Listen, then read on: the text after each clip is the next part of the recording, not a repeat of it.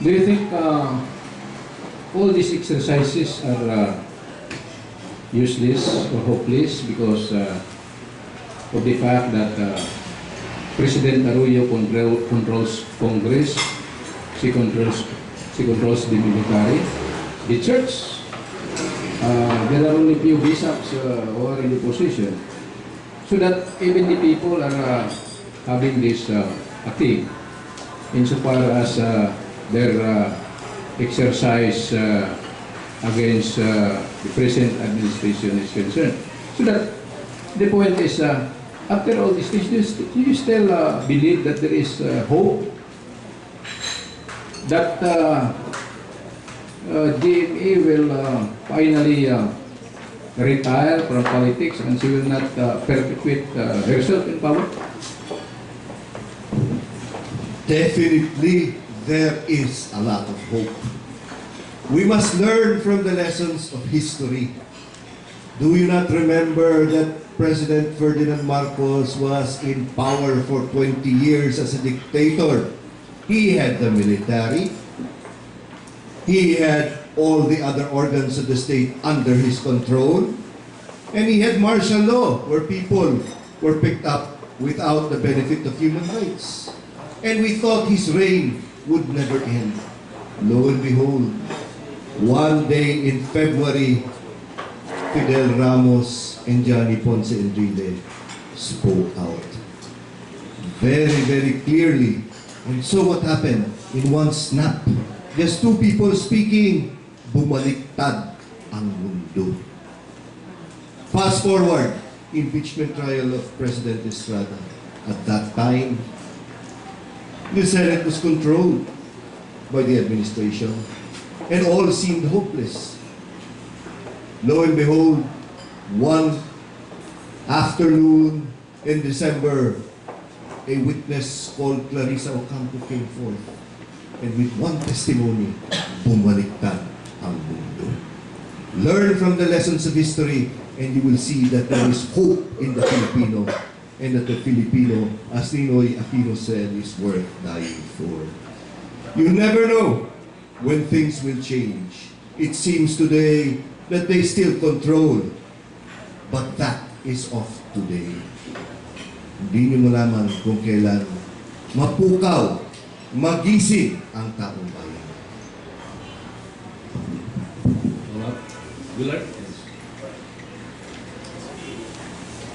Mr. Joey de Venecia. Sir, having mentioned the differences between the Philippine and Thailand situations, what do you think about the possibility of another people power before 2010? Well, sa aking palagay po ay, as Congressman Limona said, nobody can predict what the future is. Hindi rin natin alam kung baka meron maging tipping point that maybe will encourage the people at talagang madismaya na sila and they go to streets for another people power exercise. So I think anything is possible.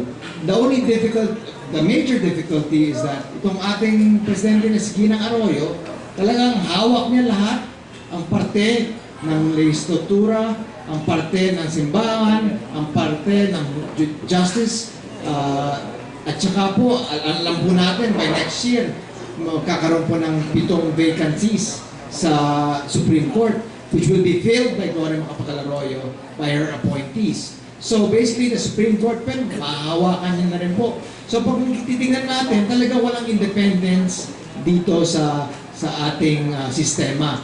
Kaya po, kung sasabihin natin ang people power, siguro po ay pwede pong mangyari yon. Kaya lang po ay maraming components na sigurong kailangan. One po is maybe there has to be a military component, and I'm not saying that we should encourage the military to go on an uprising against the president. I want to be clear with that because I am a lawful citizen, and that's why I filed the impeachment case. But also po, if there is some traction by our 5, 6 brave archbishops and bishops in the CBCP to be able to convince their other the other bishops in the CBCP and make a strong statement, then maybe that can be another tipping point. That's possible. to be able to maybe have some sort of a civil uprising, or even maybe a miracle that maybe Gloria Macapagal may realize that, hey, maybe I can change. I may need to change already because I only have a year and a half left in my term, or 20 months left in my term. Maybe I should make some radical changes in the way I govern my country, and that will be my legacy. And basically, that is my hope. And when I talk to the nuns and priests, I ask them, Father, Sister, can you please pray for me at aking pinaglalaban? Joey, huwag ka mabahala. We are praying for you, but we are also praying for the President. And therefore po, tama po yung sagot na yon, na talagang sana ay our President takes advantage of her last 20 months, 19 months, until June 30, 2010, assuming she doesn't extend her term, and ayusin niya na ang kanyang tamang pagpapatakbo, dapat ang tamang pagtatakbo sa gobyerno. At yan po sana will be her greatest legacy as a daughter of a former President of the Philippines, and as one of the longer